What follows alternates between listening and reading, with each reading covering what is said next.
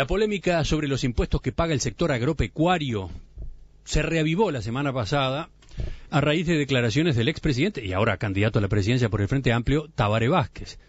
Recuerdan, Vázquez afirmó que en caso de ganar las elecciones volvería a cobrar el impuesto de primaria a los poderosos estancieros, según dijo.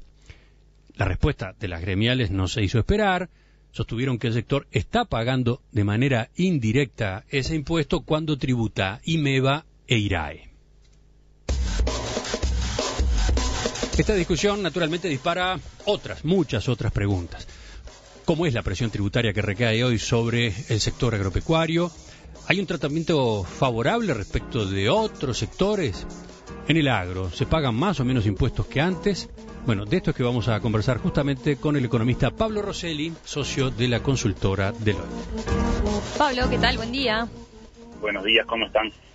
Pablo, en las discusiones en relación a la tributación del agro, en general siempre está la idea de que el campo paga menos impuestos que otros sectores. ¿Eso es así? ¿Qué dicen los datos concretamente? Bueno, a ver, es difícil hacer una comparación cuantitativa sector por sector. No tenemos datos de ese tipo porque los impuestos no se pueden calcular de esa forma, sector a sector. Básicamente el sistema tributario tiene impuestos al consumo y tiene impuestos a las rentas. La información disponible no nos permite asignar la recaudación de cada impuesto a cada sector de la economía, por eso no podemos rastrear los impuestos a los sectores económicos donde los impuestos se terminan originando. Aunque pudiéramos, hiciéramos un gran esfuerzo estadístico y supuestos, además, después sería difícil sacar conclusiones claras.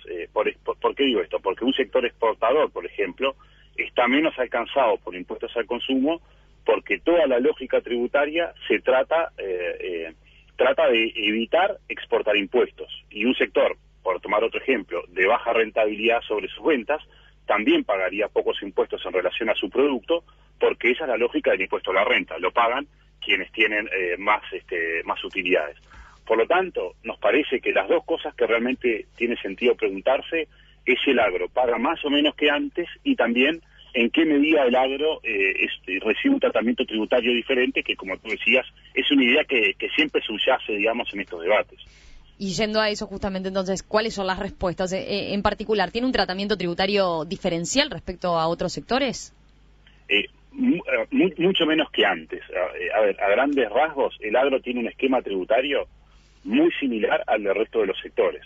En particular, con la reforma tributaria del 2007, se extendió la aplicación del impuesto a la renta empresarial, que antes de la reforma alcanzaba solo a muy pocas empresas del sector agropecuario. Sigue habiendo una diferencia relevante que está en el cálculo de los aportes patronales a la seguridad social. En el agro se fijan sobre un valor ficto por hectárea. Eso probablemente deriva en promedio en una menor tributación que lo que surgiría si se fijaran los aportes patronales en función de los salarios efectivamente pagados, como sucede en todos los demás sectores de la economía. La otra distinción relevante, que era la exoneración del impuesto al patrimonio que tenía el sector agropecuario, cambió a partir del año pasado con la ley que siguió a la declaración de inconstitucionalidad del ICIR.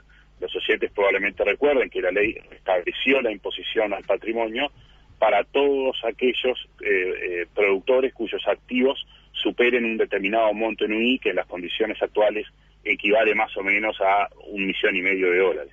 El impuesto al patrimonio en el agro tiene una particularidad con respecto al general, que es que por encima de la tasa general de 1,5%, en el agro hay una tasa adicional en función del tamaño de la propiedad.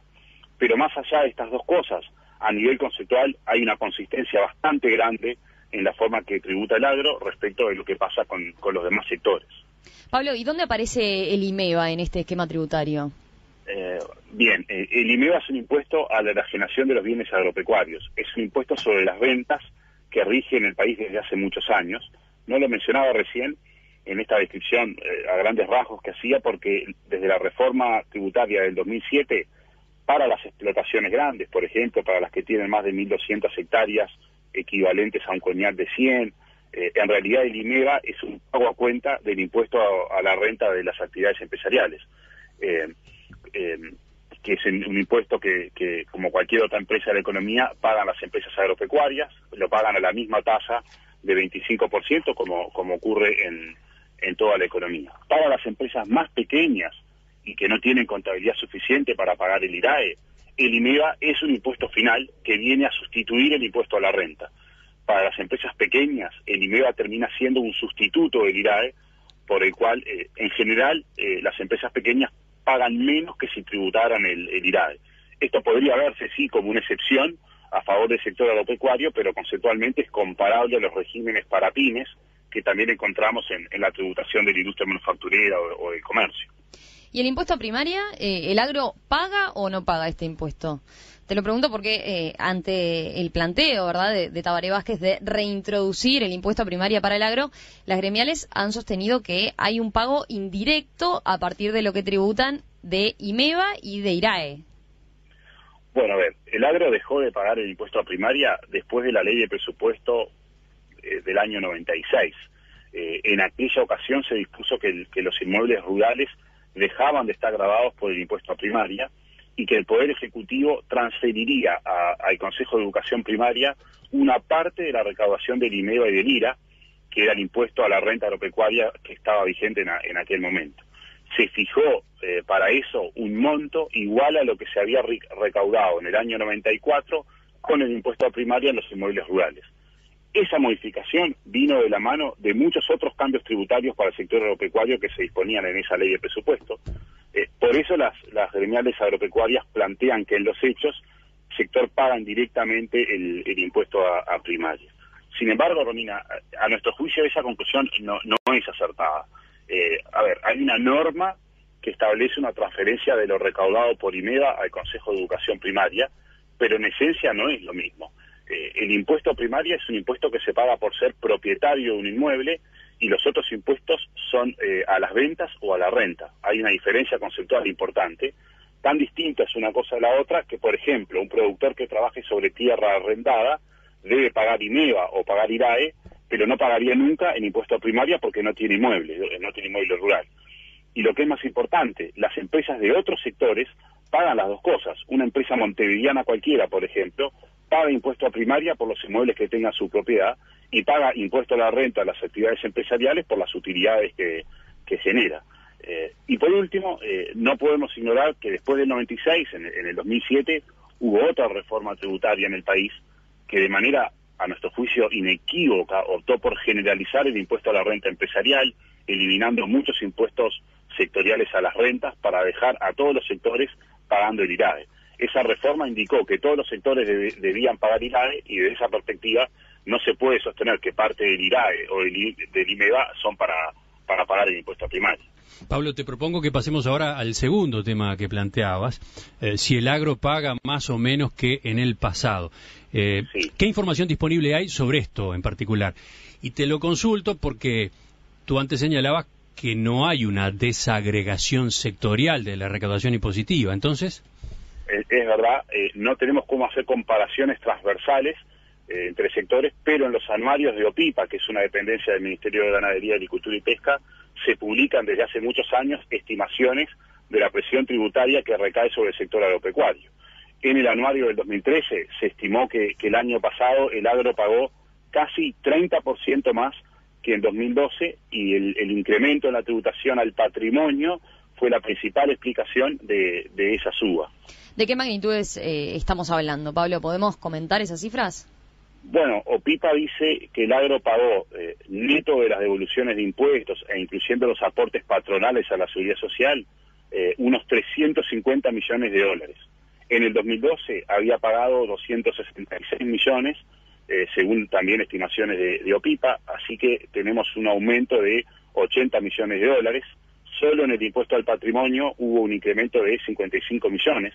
Por eso decía que la mayor imposición al patrimonio es la principal explicación de este incremento en el pago de impuestos que tuvo el sector agropecuario.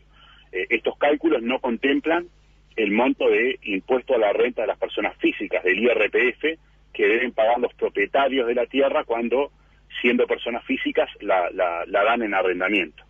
Y la otra dimensión relevante que presenta OPIPA es la relación entre lo que se paga de impuestos, siempre incluyendo la contribución patronal a la seguridad social, que en términos estrictos no es un impuesto, pero bueno, incluyéndola, y el PBI del sector. ¿Y qué muestran esos datos concretamente?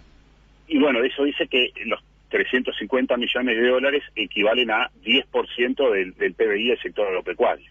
Ese porcentaje viene creciendo en el tiempo. En el 2009 era 7,3%. Bueno, actualmente está cerca de 10%, un 9,6% del PBI del sector. Eso nos muestra que el agro no solo está pagando más impuestos en términos absolutos, lo que sería esperable para cualquier sector de la economía que está en una fase de crecimiento, sino que también está tributando más en relación a su propio producto. Como veíamos recién, eso en parte es resultado de la reintroducción del impuesto al patrimonio y del adicional del impuesto al patrimonio, pero en una mirada más larga también es el resultado probablemente de que hay más explotaciones agropecuarias pagando impuestos. Eso es resultado de que en la fase alcista del ciclo económico, eso ocurre en todos los sectores, más empresas terminan pagando impuestos, pero probablemente, a nuestro juicio, esto también recoge el efecto de una mayor fiscalización en el sector agropecuario después de la reforma tributaria del 2007. En particular, una mayor fiscalización para asegurar que las explotaciones agropecuarias tributan a la renta por el régimen que les corresponde, que es el del IRAE. En definitiva, Pablo, y para terminar, a partir de todos estos elementos que has ido volcando en la charla, ¿el agro tiene o no un tratamiento preferencial? Bueno, a ver, a nuestro juicio el agro tiene un tratamiento más o menos o muy similar al resto de los sectores, con algunas especificidades y diferencias, pero no se trata de diferencias relevantes. De hecho, las exportaciones de granos, salvo el arroz, pero las exportaciones de trigo, de soja, de maíz, no reciben devolución de impuestos, cuando todas las demás exportaciones del país sí las reciben. Ahí tenemos un caso de tratamiento desfavorable. En ese marco, a ver, la discusión sobre el impuesto a primaria, a nuestro juicio puede resultar de interés político, pero no tiene mayor relevancia desde el punto de vista económico. ¿Por qué digo esto? El director general de rentas señaló que el potencial recaudatorio de este impuesto en el agro sería de unos 20 millones de dólares. Esa cifra es muy inferior al monto de devolución de impuestos a las exportaciones de soja, de trigo, de maíz que el sector no recibe. Esa cifra, a su vez, es ínfima en relación al monto del gasto público, al monto de la recaudación de impuestos. Pensemos que el gasto público en Uruguay son más de 15.000 millones de dólares. Y diría algo más todavía, si realmente que se quiere avanzar en un tratamiento tributario al agro más similar al que reciben los demás sectores, además de que habría que devolverle los impuestos por las exportaciones de granos, debería ponerse el foco en igualar las contribuciones patronales a la seguridad social, donde hay una diferencia, y debería ponerse foco en asegurar un mayor alcance del IRAE en el sector agropecuario, porque todavía tenemos muchas empresas que terminan tributando por INEVA. Impuestos en el agro, cuánto pagan los productores, cómo se compara con otros sectores de la economía. De eso estábamos conversando esta mañana con el economista Pablo Rosselli, socio de Deloitte. Pablo, gracias. Volvemos con ustedes en estos días con otros temas, ¿te parece?